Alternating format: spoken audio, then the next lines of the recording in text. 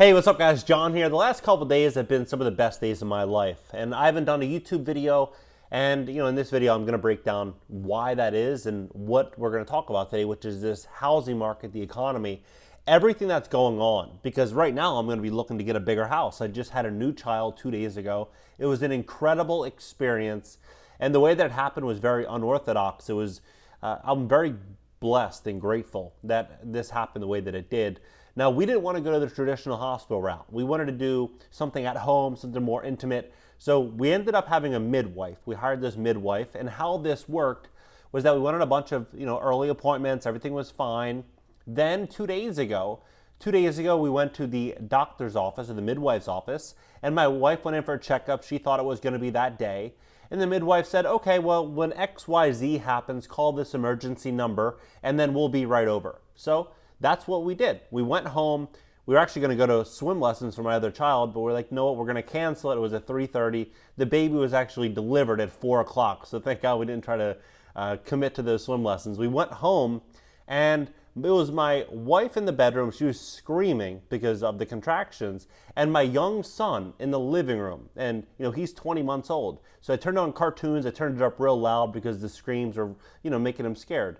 So I turned up the cartoons very, very loud, and I went back and forth checking on my wife and my young son. Well, when it was go time, let's just say, it was go time. So when it was go time, she went and called the emergency number. Nobody picked up. Then they called us right back, and they said, fine, we'll be there in 30 minutes. The baby was out. There was no way we were waiting 30 minutes. I ended up delivering the baby myself, handing the baby off to my wife, and for skin-to-skin contact, held the baby off to my wife. Then I brought my son in, did the introduction. Then the midwife came. Then I got everybody food. And I'm sitting on the couch thinking, we're going to need more space. We're going to need a bigger place. And I'm looking at the real estate market, looking at all of these, all this new data with the Great Resignation and some of the home price appreciation that big banks are predicting. It makes very little sense that these data points are accurate. So what Business Insider is saying right now is that they're thinking, prices have already shot up 20% this year as the housing shortage fueled bidding wars across the U.S. But they're saying Goldman has some mixed news for U.S. home buyers who have struggled with a white-hot housing market all this year. The good news, prices won't surge as much next year, but they have in 2021. The bad news is they're still going up a lot. Prices for U.S. homes will climb another 16%. Goldman economists led by Jan Hatzius said in a Monday note, the forecast gives prospective buyers little to cheer as the new home looms. Prices have already climbed 20% through the past year as dire home shortages have given the way to the frenzied bidding wars. Builders have moderately accelerated construction of new homes, but far from hitting the pace needed to match demand. Now, this doesn't make any sense to me. When we factor in, they're saying another 16%, so basically 36% appreciation inside of 24 months. Typical home appreciation is 3%. We could definitely allocate a lot of worries and concerns towards inflation fears and putting capital in hard assets. That makes a lot of sense. The home shortages, that makes sense. Cost to build homes going up, that also makes sense, or people would want to buy pre-existing structures. But when we also look at what's happening right now with this Great Resignation, and this is why I'm so caught on this, is because this Great Resignation, where over 4 million people left their careers, it makes very little sense how people will have the 2-year stable income and the capital requirements now that unemployment benefits will not be issued to millions of Americans if they do not comply. How will they have the stable income to qualify for conventional financing to buy these properties at these increased prices when wages are not following it? It almost seems as though the mainstream media and a lot of these banks are working together to build out a bubble with both stocks, with all asset classes. It seems as though they're really trying to get everyone to buy into this illusion, which is an artificial fake economy, which is what we're all living in. Time magazine put out an article saying the Great Resignation is finally getting companies to take burnout seriously. Is it enough? It's not really the companies that are taking the burnout seriously. I believe what's generally happening right now is that the cost of products is increasing And these new mandates are pushing people. Big companies are pushing people to make a decision, and many people are making a decision that's leading to a great resignation. And I believe that this is only going to continue. I did a video, a week and a half ago saying that 1 out of 4 people will quit their jobs in America. We're going to have unemployment rates somewhere around 25% is what it looks like. And shortly thereafter, these articles started coming out talking about a great resignation, but they're painting the picture that the resignation is something that people just genuinely want to do. I think that all of this new change is forcing people to make a decision, and many people are choosing independence, and they're choosing to start their own companies, their own side hustles, their own freelancing gigs. They're trying to do something to have more control of their lives, and that is fueling this great resignation. Now, the great resignation is finally getting companies to take burnout seriously. Is it enough?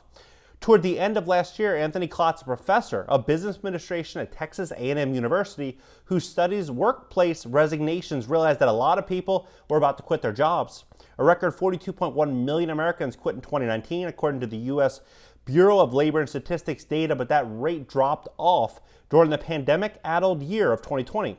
As 2021 approached, bringing with it the promise of effective and a return of semi-normal life, Klotz guessed that 2 things would happen. First, many of the people who wanted to quit in 2020 but held off due to the fear of uncertainty would finally feel secure enough to do so. And second, pandemic era epiphanies exhausted and burnout would drive a whole new cohort of people to quit their jobs. In a moment of inspiration, Klotz predicted a great resignation was coming. It's safe to say every month from April to August 2021, at least 2.5% of American workforce quit their job. In August alone, more than 4.2 million people handled in their 2 weeks notice, according to the federal statistics. So far, 2021 quit levels are about 10 to 15% higher than they were in a record-setting 2019. Now, interestingly enough, on my Instagram, I posted something asking, it was a poll, saying, are you planning on quitting your job in the next 60 days? 54%. There's a few thousand people, maybe 2,500 to 3,000 people that answered the survey. They all said that 54% were going to leave their job in the next 60 days. Now, how do these home prices continue when job insecurity increases? It doesn't make any sense to me. I don't see this happening. I see the home values going down as people start getting back to the bare basics, which is going to be inevitable. When you have rising food costs, everything is getting more expensive, and there's a lot of people starting new careers. Generally, when they start a new job, a new business, the first year they might not make any money. The second year they might just start breaking even, and generally the third year they're starting to really take off if the business has good foundations and fundamentals. But in the beginning, people just don't hit pay dirt right away. So what I think is going to happen is I think there's going to be a big contraction in the economy, and I think that people are going to step into an affordability crisis without question. And I think that banks are going to tighten up on the financing, and they're only going to lend money to those that are a sure thing. There's a higher credit scores are going to be important, capital in the bank, a really good history, track record. They're going to be looking to lend money to people that offer less risk. Not a market where it's like a 2008 where anyone can qualify for a loan and it's just going to keep home prices way up. Yes, there will be a lot of private equity firms. There'll be a lot of companies out there buying properties and putting money into hard assets. But the general public, I think, is going to have a hard time buying a house if home prices pick up, 36% in 24 months. It doesn't make any sense to me. I think that we're going to have a really, really big correction coming. They're saying companies are clearly taking notice, particularly given the staffing shortages that are hamstring many customers facing industries and slowing the supply chain. Just keeping people from quitting is not necessarily a good business strategy, Klotz said. Increasingly, businesses are trying something more ambitious, actually making their workers happy. One of the main ways you can make your workers happy is paying them a livable wage. But small businesses are going to have a very hard time doing that now that big corporations have raised the bar as high as they've already raised them. You can work at Walmart, you can work at Bank of America for $18 to $20 an hour. It's very hard for a small business owner to extract more than $18 to $20 an hour from a cashier that's working at the front desk, because they would need to make 30, 40, $50 an hour off of that cashier for that to make sense. And then when you factor in the lease costs, you factor in the utilities, you factor in all the expenses and the products sold, it's very hard to do that now, especially as we step into a world with all these new mandates and all of these businesses in cities like New York, LA, and now Washington are rolling out these mandates where there's going to be less customers. So I believe we're going to see a very, very, very big correction in the housing price, as well as the economy. I think we're going to see very big contraction across the board, and I think that mainstream media is not working for us, rather they are working against us to pin us in to this bubble that is the overall economy right now. What do you think about this? Because I'm really going through, it's like a devil's advocate for me, because right now I have a growing family,